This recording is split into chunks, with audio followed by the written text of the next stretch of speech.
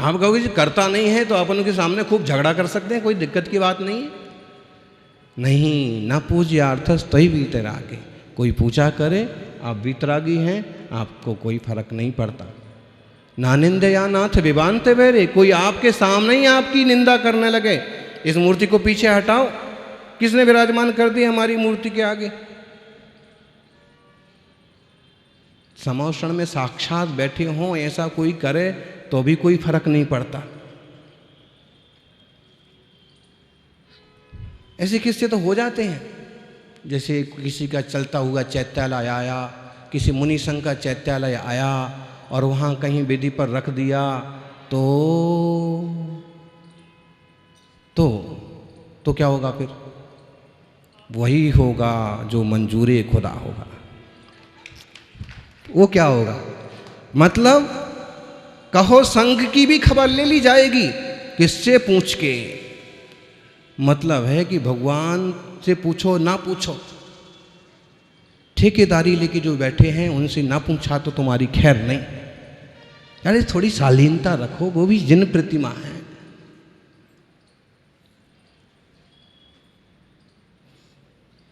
क्या करें, धीरता तो चाहिए, थोड़ी शालीनता तो चाहिए। ऐसी चीज़ों में कभी उलझ जाते हैं ना, बड़ा नुकसान उठाना पड़ता है। मुनि महाराज को, हम तो गए नहीं थे नारियल चढ़ाने, वो कैसे आ गए, कौन लाया? महाराज शाम तक बिहार कर जाना। बताइए अभी कोई तरीका?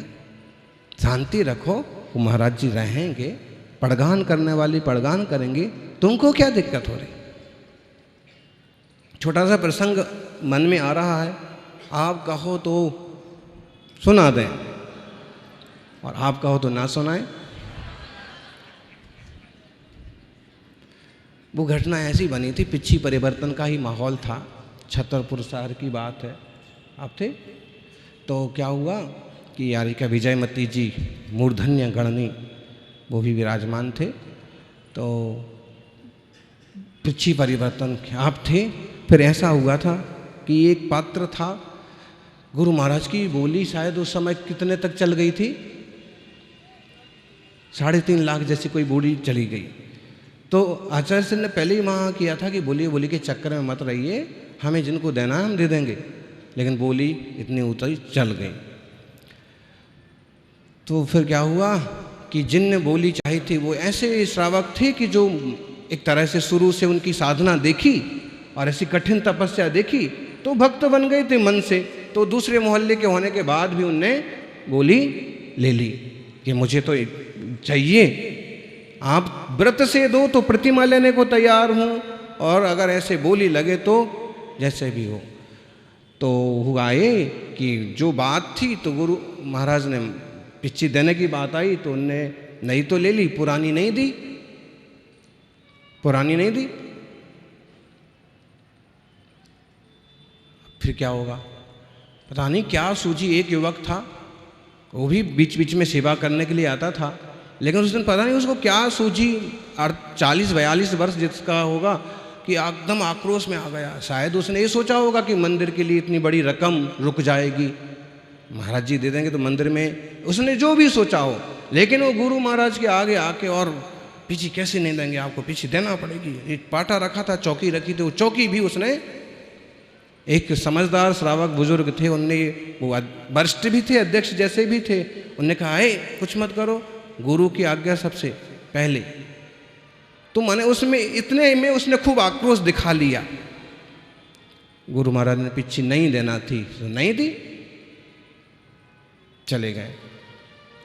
फिर उन बुजुर्ग ने आके क्षमा वगैरह भी मांगी। महाराज जी बोले कि मेरा तो किसी कोई बैर भाव नहीं है, हमने पहले ही कहा था कि मुझे जिनको देना है दे दूंगा। तो बात आई गई हो गई। 2 साल बाद 3 साल बाद किसी ने आके बताया कि वो 40-42 वर्ष के व्यक्ति को कैंसर हो गया, और थोड़े दिनों के बाद उनने तभी क्षमा कर दिया है। लेकिन आश्रय बंद किसने किया है? आप ये नहीं समझ लेना कि तपस्वी सम्राट ने साफ दे दिया और ऐसा हो गया। वो तो वहीं कह दिया वरिष्ठ जनों को कि मेरा कोई आक्रोश नहीं, मैंने पहले ही कहा था। अगर उसने गुस्से में पाटा भी मेरा उठा लिया, थोड़े गलत एक्शन भी दिखा दिए, तो मुझे कोई रोष नहीं है। उनका वो जाने, उनके भाव वो जाने, उसका परिणाम क्या होगा। आश्रयबंध किसने किया था? गुरु ने तो कुछ नहीं कहा, वो तो प्रज्ञावान है। संसारी जन यूं दुखी हैं, इनको और क्या कठोर बोलें। लेकिन ऐसी बातें हो जाती हैं, इसलिए बहुत विवेक रखना पड़ता है देवशास्त्र गुरु की आराधना में। वो बात है इस श्लोक में, ना पूज्यार्थ स्तैवी तरागे न निंदया नाथ विभांत बेरे तथापि ते पुण्य गुण स्मृतिर्ना पुनातु चित्तम दुरितांजनेभ्या। फिर भी फायदा ये होता है कि जो आपकी स्तुति करते हैं उनका चित्त पवित्र हो जाता है, कर्मों का नाश हो जाता है, पाप का नाश हो जाता है, पुण्य का, पाप का विसर्जन होता है, पुण्य का सर्जन हो जाता है। यही तो होता है? और सौधर्म ईशान की देवी भी पूछ रही थी साथ में, श्री जी की प्रतिमा विराजमान करना, श्री जी के मंदिर बनाना, श्री जी का मंदिर बनाने के लिए भूमि आदि देना। तो मान लो हम भूमि दान करें तो क्या लाभ होता है? सबसे महत्वपूर्ण तो वही चीज है, वो नींव का पत्थर है जो श्रावक जिनालय के लिए, मुनिराजों की वसति का लिख के लिए भूदान कर रहा है। भले उसका नाम आ जाए ना आ जाए, वो नींव का पत्थर बन रहा है और सबसे ज्यादा लाभ उसको होने वाला। कौन हिम्मत करता है जी? सबसे पहले अभी कोई कहे कि मुझे आप दान दीजिए, मैं स्कूल चला रहा हूँ, मैं अनाथालय चला रहा हूँ, शुरुआत कौन करता है? कोई बिरला करेगा। जो इस टाइप से सोच लेगा कि ईमानदार आदमी है, कुछ करेगा, चलो कुछ अपन शुरू करते हैं भाई आप चलो, फिर उसके पीछे 4-6 और जुड़ जाएंगे। तो सबसे पहले कौन जुड़ा? जमीन। तो देवी जी का उत्तर यही है कि चाहे जिनालय की जमीन करें, चाहे अपना पुराना घर देवें, चाहे उपयुक्त अनुपयुक्त भूमि, बाग, बगीचा बंदर जी की सेवा में अर्पित कर देवें, कहीं ना कहीं वो भोग विलास से बाहर चला गया, इसलिए वो आपके पुण्य में कारण बन गया। बस स्वीकारता का भाव उन्हें है क्या कि मेरे गुरु हैं, ठीक है, ये मेरे प्रभु हैं, मैं इनका किंकर हूं। सब कुछ करने के बाद भी मैं अनुसरता किसका हूं? मैं किसका अनुयायी हूं? मैं किसका भक्त हूं? किसके लिए सब मेरी भक्ति है? सबसे बड़े तो वही हैं।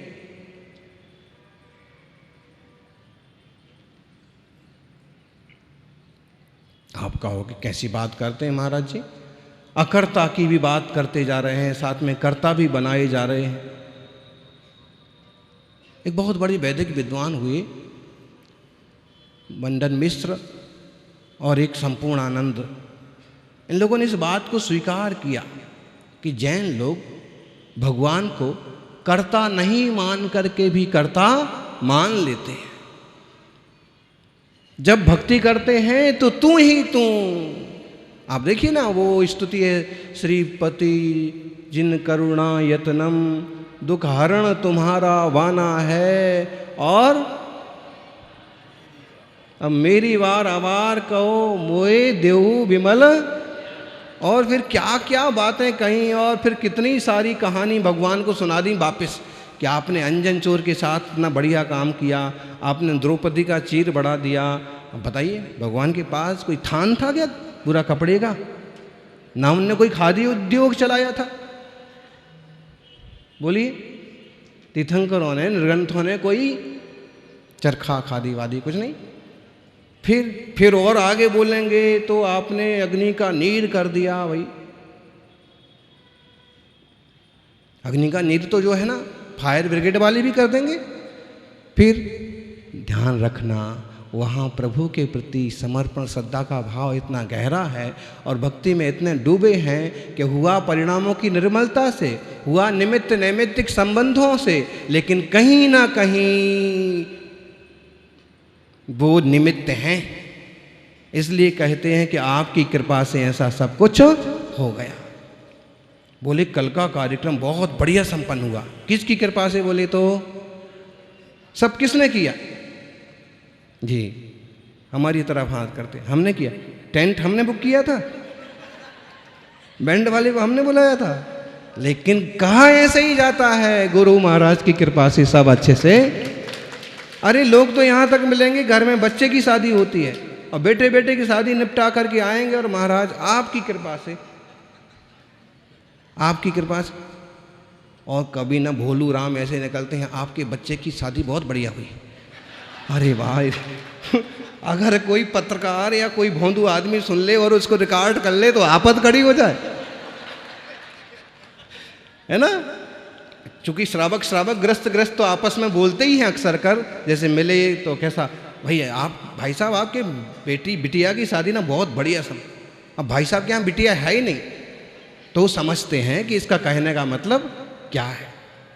ये व्यवहारिकता है, असद्भुत व्यवहार न से इसी टाइप की भाषा होती है। शास्त्र भी इसको मना नहीं करते हैं, मूलाचार में भी इसको अनुभव भाषा करके और स्वीकार किया। अब बताइए बाल ब्रह्मचारी महाराज, अब तुम कह रहे हो कि महाराज 100 में से ऐसा एक आध निकल आता है, लेकिन उसका अर्थ समझना, अर्थ ना समझेंगे तो अनर्थ हो जाएगा। विमल सागर जी गुरुदेव अक्सर कर श्रावकों के लिए बेटा शब्द का उपयोग किया गया। बेटा का मतलब क्या? सीधा सा उसका मतलब इतना है कि वात्सल्य से भरा हुआ एक उपचार का शब्द। अब देखा जाए तो मां भी अपने बच्चे को बेटा बोलती है, पिता भी बोलते हैं, अभी महाराज भी बोल रहे हैं। फिर खोज करो, हैं, मालूम करो।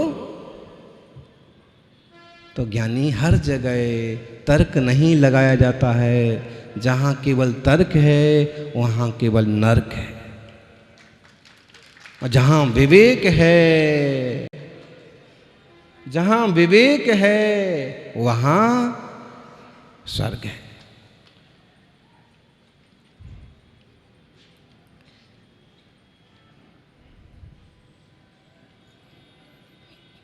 तो हमने कर्ता भी अगर मान लिया है तो हम कर्ता मान करके भी नहीं मान रहे हैं साहब। एक परिवार चला करके आप परेशान हुए जा रहे हो, हैं? सारी दुनिया का ख्याल रखने वाले का क्या हाल होगा। पिछी परिवर्तन का विकल्प लेकर के सुर हमको कहने लगे कि जिसमें 8 दिन से ना मैंने शास्त्र खोला, 8 दिन से ना मैंने विशेष स्वाध्याय और लेखन किया, इसमें 8 दिन चले गए। महाराज जी अगले साल से तो अपन यूं बांट देंगे। बांट तो देंगे, लेकिन अगर पात्र जीवों के पास पहुंचे और जिनके पास ना हो उनके पास पहुंचे, अपना भाव ही रहता है। अब बताइए, केवल इतना सा काम हाथ में लिया और दिमाग पूरा घूम गया। और अगर कोई पूरी दुनिया की जिम्मेदारी लेके चले उसका क्या हाल होगा बोलो। अगर आप किसी आदमी से बदला लेना चाहते हो तो उसकी 2 शादियां करवा दो।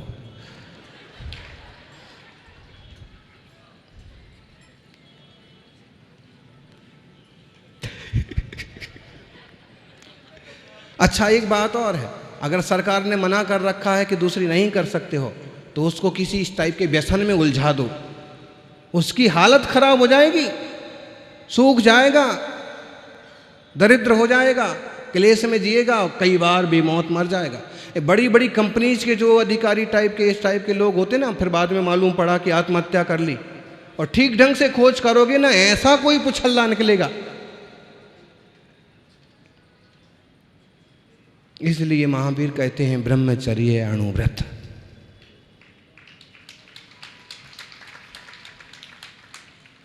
तो जब आप 2 को नहीं संभाल पाएंगे,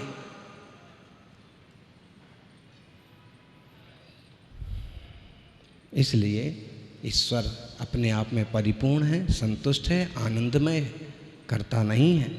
फिर भी जिन ईश्वर की भक्ति करने से हमें वो उपलब्धियां हासिल होती हैं हमारे परिणाम इतने निर्मल होते हैं कि जिन्हें दुनिया की किसी भी दौलत से कमाया नहीं जा सकता है। दिया तुमने जो गुरुवर उसे भुलाया जा नहीं सकता, और है ना, तेरे एहसान का बदला, वैसे बदला चुकाने में अपन सब लोग होशियार हैं। अगर उसने हमको मंच पर नहीं बुलाया था तो हम उसको भी ऐसा गच्चा देंगे कि नीचे ही बैठा रह जाएगा। लेकिन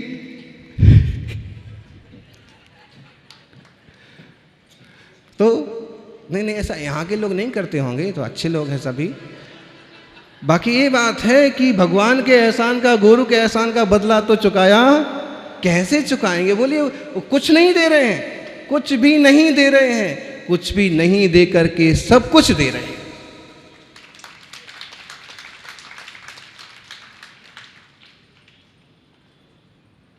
तेरे दरबार का भगवान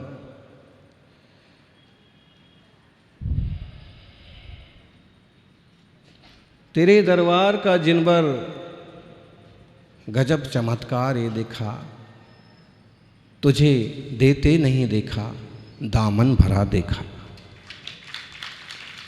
मुनि महाराज भी कुछ नहीं देते हैं, लेकिन उनकी शांत मुद्रा देखते हैं, उनका रत्नत्रय देखते हैं, उनकी संयम साधना देखते तो उत्साह आता है, मार्ग पकड़ने की इच्छा होती है, निर्मलता आती है।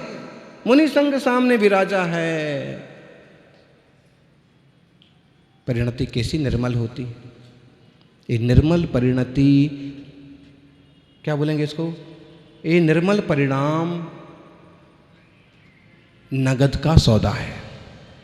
क्या बोलते हैं इसको इंग्लिश में, क्या बोलते हैं? कैश,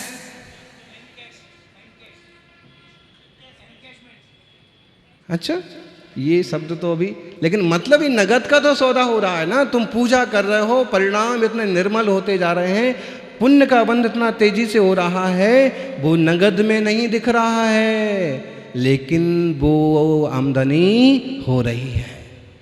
आजकल तो सरकार ने भी कह दिया ना कि इतना सा कागज का टुकड़ा तुम्हारे पास रहेगा, क्या बोलते हैं इसको, कौन सा कार्ड बोलते हैं?